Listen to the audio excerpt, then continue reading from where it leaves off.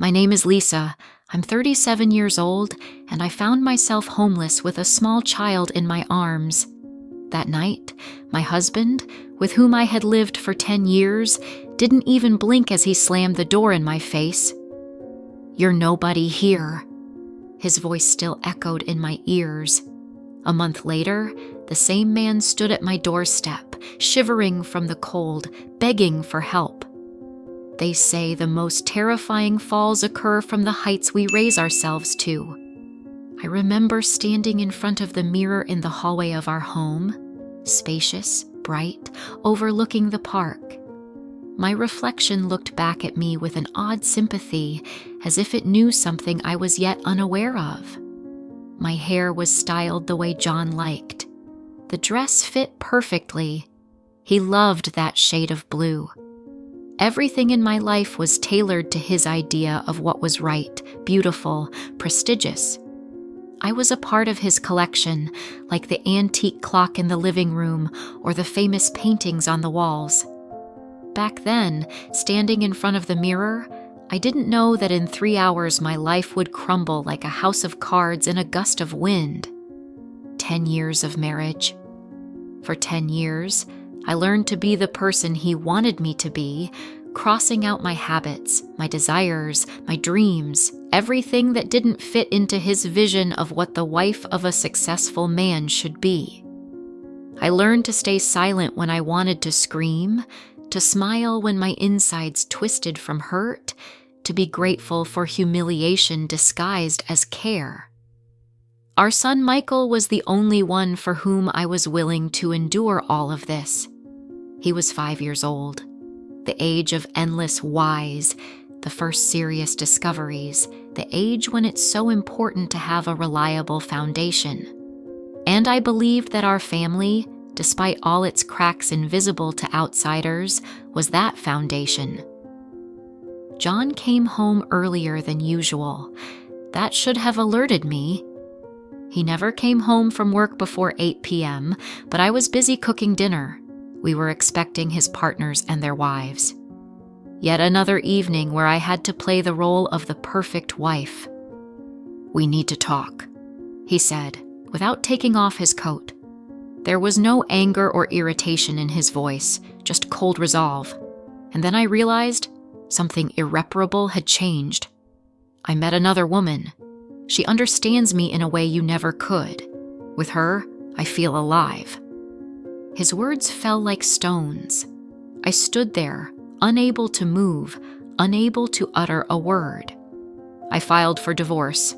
According to the prenuptial agreement, you're entitled to what you earned yourself, which is nothing. You'll have to move out today. Katie will be here at 9 o'clock. What about Michael?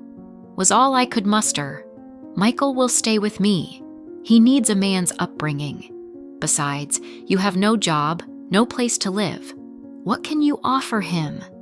Everything happened like in a fog, as if it weren't my life, but a scene from some movie.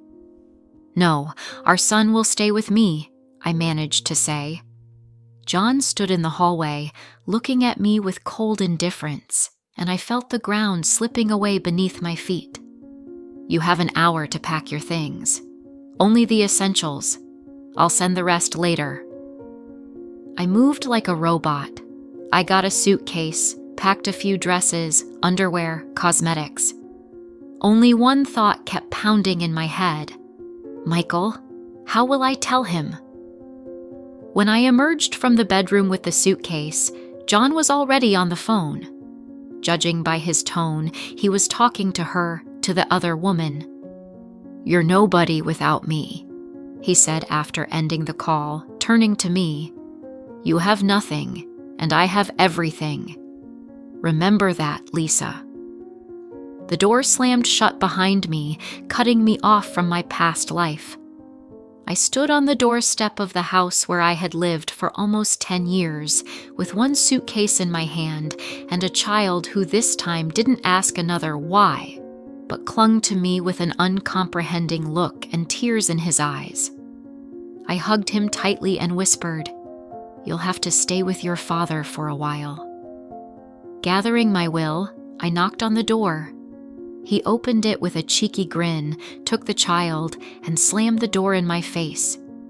Ahead was emptiness, frightening, cold, bottomless. The October evening enveloped the city in dampness. Tiny raindrops flowed down my face, mixing with tears I no longer tried to hold back. In my wallet, a few bills, a little on the card, enough for a couple of nights at a hotel. I wandered through the streets, trying to gather my scattered thoughts. The first impulse, to call friends, Jane, with whom I studied at university, Rebecca, the neighbor from the previous apartment, Linda, John's colleague's wife. One after another, they refused me, some directly, some indirectly. Sorry, Lisa, but we have guests now. How could this happen, Lisa? You were such a perfect couple.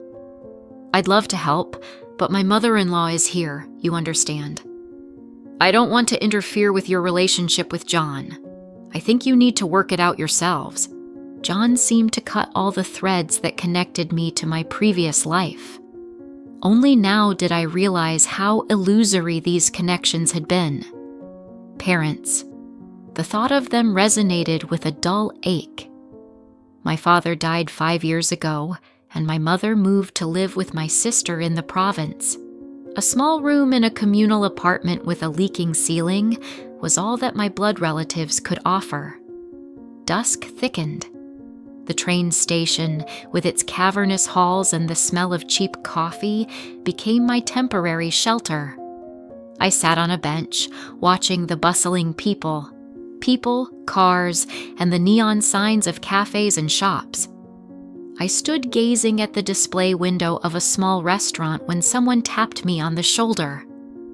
"Excuse me, Lisa. Lisa Smith, is that you?"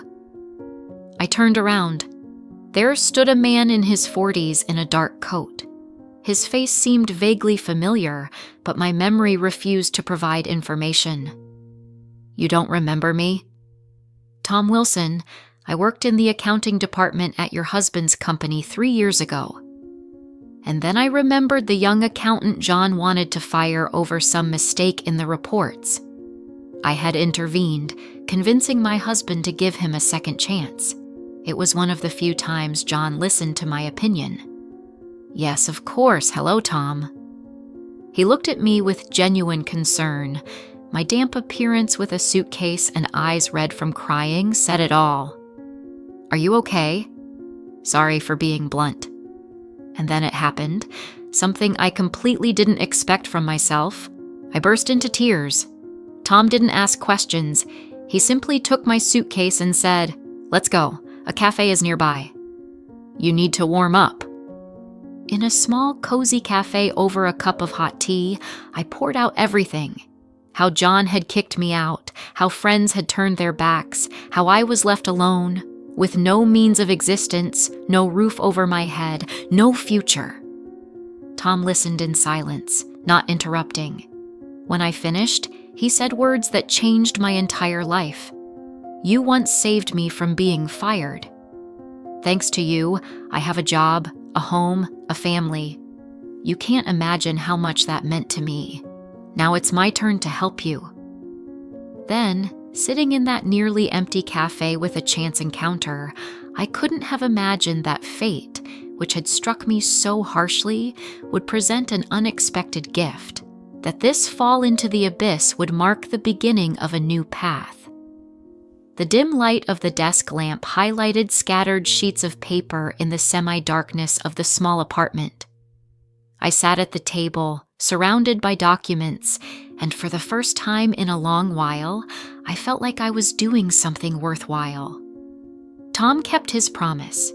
He not only sheltered me at his apartment, which he kept for visiting relatives, but also helped me get a job at a small company organizing events. "You have a wonderful taste and sense of style, Lisa," he said then. "That's exactly what my friend's firm needs right now.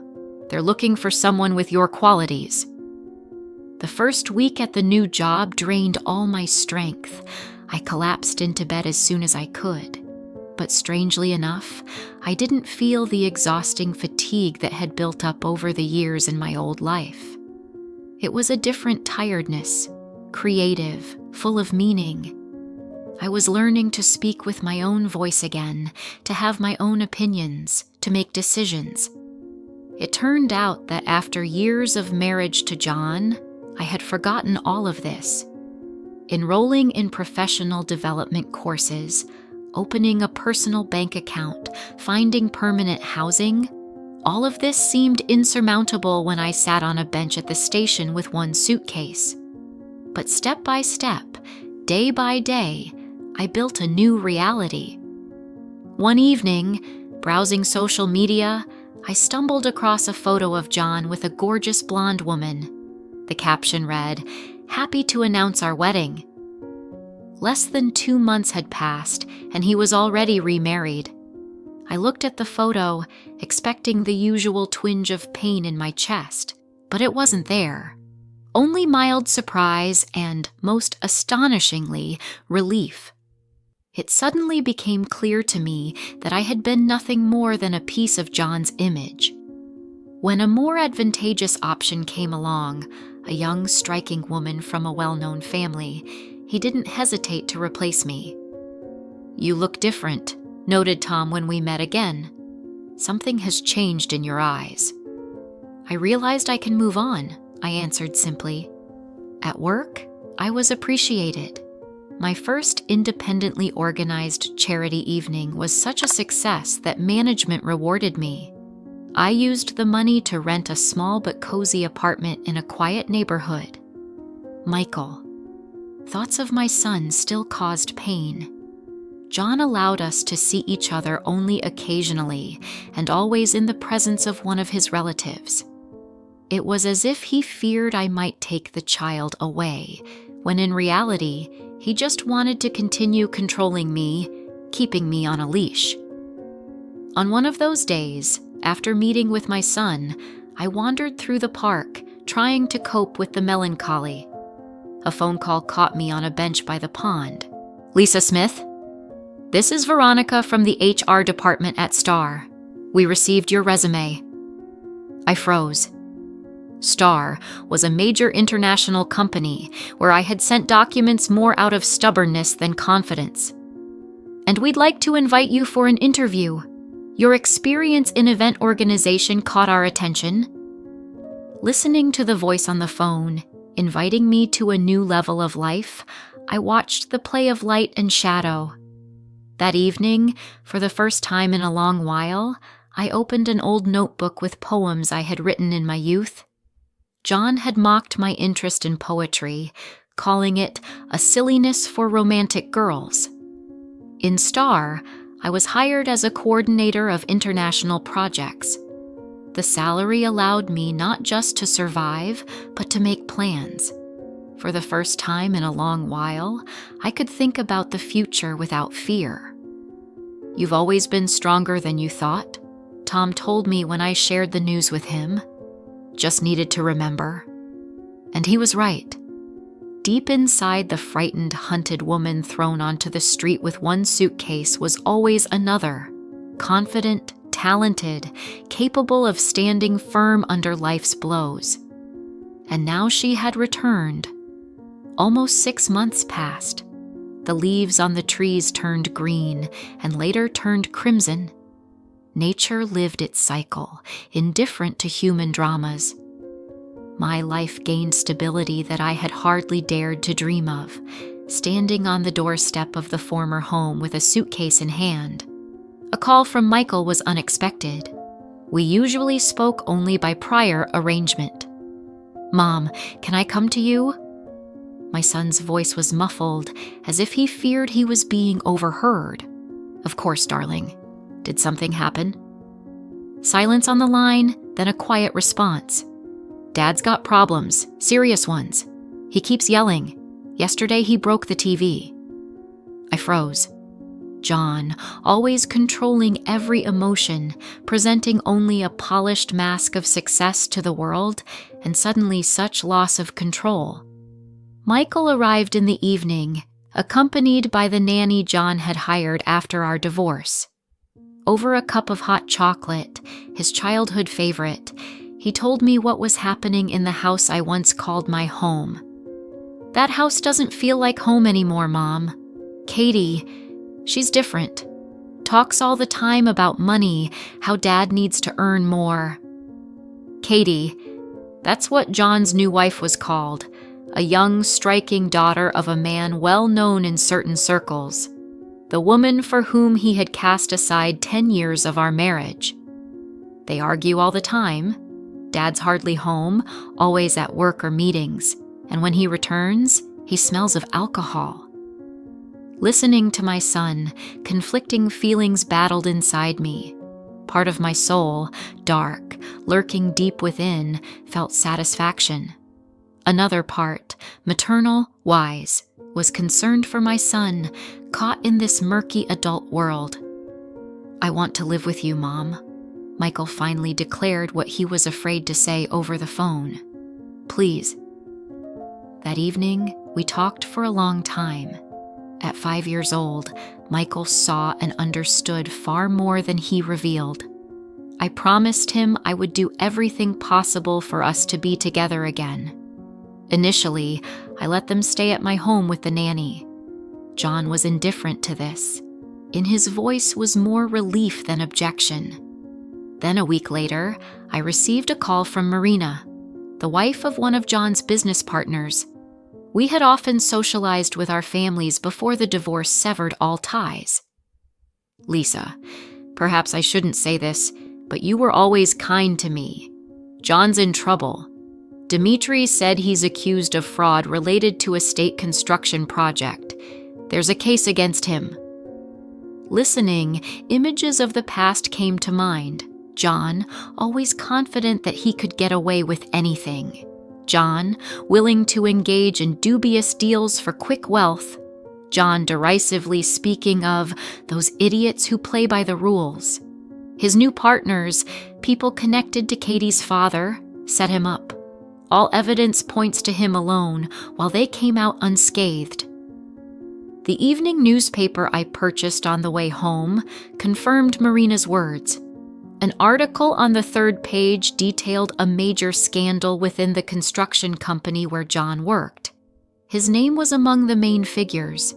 Events unfolded rapidly. He was immersed in a struggle for freedom and reputation, but was losing this battle.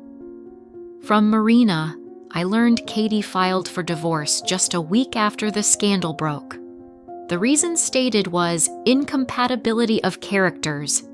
In truth, she needed a successful man with a flawless reputation, not a potential criminal with frozen assets. He's selling the house, Marina told me during one of our phone conversations. Says he needs money for lawyers and to pay off debts. The house I was thrown out of with one suitcase, the house that had witnessed 10 years of my life, both happy and sorrowful, filled with hopes and disappointments, was now being sold for a fraction of its actual value. A buyer was required urgently.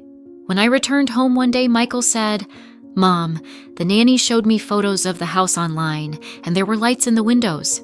Other people live there." "Who?" I asked, feeling a strange foreboding. "Aunt Katie and some man. The nanny said it's Dad's former partner. They were in it together from the start. Karma. That's what it's called in Eastern teachings. The return of actions, fate's boomerang. John, who so easily discarded me from his life, was now left neglected. A person who considered himself the master of life lost everything: family, home, job, reputation. I thought I would revel in his downfall, but instead, only calm understanding came. Life had set everything in its rightful place. Spring proved to be capricious, alternating warmth with biting cold winds. On such a day, when the sun battled with clouds for dominion in the sky, a knock on my apartment door was heard. I wasn't expecting anyone. Michael had been at preschool since morning. The case against John had collapsed. Proving his guilt was impossible, but his reputation was ruined. No one in business circles wanted any dealings with him. I opened the door and froze. John stood there, But he was not the self-assured, gleaming from success man who had once thrown me out. Before me was a broken man, with deep lines etched on his face, sagging shoulders, and a lost gaze. "Hello, Lisa," he said quietly. I remained silent. A wave of conflicting emotions washed over me: anxiety, anger, curiosity, pity. "Can I come in? I need to talk to you." I stepped aside, letting him enter the apartment, small but cozy, tastefully furnished. My new home, my fortress. John awkwardly fidgeted in the hallway, glancing around. His gaze lingered on photos on the wall, me with Michael in the park, at an exhibition, on the playground. "It looks nice here," he finally said. "What do you want, John?" I wasn't going to make this easy for him. He walked into the living room and sank into the armchair. "I've lost everything, Lisa. Everything I had." I stayed quiet. He was waiting for sympathy, comfort, from me after everything he'd done. Katie, she betrayed me from the beginning, played her own game. Her father wanted control of my assets, access to client bases. I was just a tool. His voice carried genuine surprise, as if he still couldn't believe someone had used him in the way he'd used others. "I'm sorry," I said, surprised by my own words. And at that moment, I realized it was true. I really felt sorry for the person sitting before me. Not because I still loved him, but because I saw him for who he truly was. Weak, broken, without foundation. "I came to ask for forgiveness," he said, staring at the floor. "For what I did to you, for how I treated you all those years, for throwing you out of the house." "Why, John? Why do you seek forgiveness? To ease your conscience, or do you need something from me?" He lifted his gaze. There were tears in his eyes. I had never seen John cry, not even when his father died. He remained composed and dry-eyed. "I have nowhere to go, Lisa. I lost the house. All the money went to lawyers and debts. I've been sleeping in my car for 3 days. And there it was, the true reason for his visit. Neither remorse nor acknowledgement of harm caused. He simply needed refuge. I thought maybe I could stay here for a while, until I get back on my feet. I looked at him and saw not a former husband, but just a person who had faced ruin. Someone who had once been part of my life. "No, John, you can't stay here." "But I've changed, Lisa. I've realized my mistakes." "You came to me not because you've changed, but because you have nowhere else to go." He bowed his head. We both knew I was right. "I can help you find a job," I said after a pause. "The company where I work has openings. Nothing prestigious, but—" "Thank you," he interrupted. "But I can't accept your help. Not after everything I did." He stood, straightened a jacket too large for his thinner frame. "I just wanted to say you were right, and I wasn't. Always." I escorted him to the door. At the threshold, he turned back. "I was wrong, Lisa. I have nowhere to go." In his eyes was a plea for a second chance, a wish to set things right, a desire to return to a past where he was successful and I was his shadow. I looked at this person and understood. I no longer felt pain or anger, only immense relief from the realization. This chapter of my life is closed forever. "Goodbye, John," I said calmly and shut the door. Standing in the hallway of my home, small but mine, a home I had created myself without anyone's help, the golden light of the spring sun poured through the window, finally prevailing over the clouds. Somewhere deep in the apartment, the phone rang. Life went on. My new, true life. I watch as the sunset colors the sky in soft pink hues, and the air is filled with the scent of blooming apple trees. Michael has just run off to play with his friends. My boy has grown. He's now 9. He is passionate about drawing and dreams of becoming an artist or architect, saying he wants to create beautiful homes for people. It has been 4 years since I closed the door on John. 4 years of a new life with its ups and downs, joys and sorrows, a real life. Sometimes I think about how oddly fate works. If someone had told me 10 years ago that John would throw me out of our home and then end up on the street himself, I wouldn't have believed it. If they'd said the collapse of my marriage would mark the beginning of the best chapter of my life, I would have laughed. But that's exactly what happened. After our last meeting, I heard nothing of John for nearly 2 years. Then, by chance, I saw him in a cafe where I was meeting colleagues. He was working as a mid-level manager at some company. He looked older, with gray hair sprinkled among the rest, but there was something new, calmness, perhaps acceptance in his eyes. He nodded to me from afar, and I nodded back. That was enough. Tom became a significant part of my life. Not as one might expect, not as a romantic partner, but as a friend, a reliable, true, understanding person who offered a hand in the darkest hour. Sometimes it seems like life is falling apart, he told me once, but sometimes the debris of the past becomes the foundation for something new. Those words became my mantra. I carved them onto a small wooden plaque, which now hangs above my work desk. My career at Star progressed swiftly. After a year, I became the head of a department, and a year and a half later, joined the board of directors. For the first time in my life, I understood what it means to do something you love, when work doesn't drain you but fills you with energy.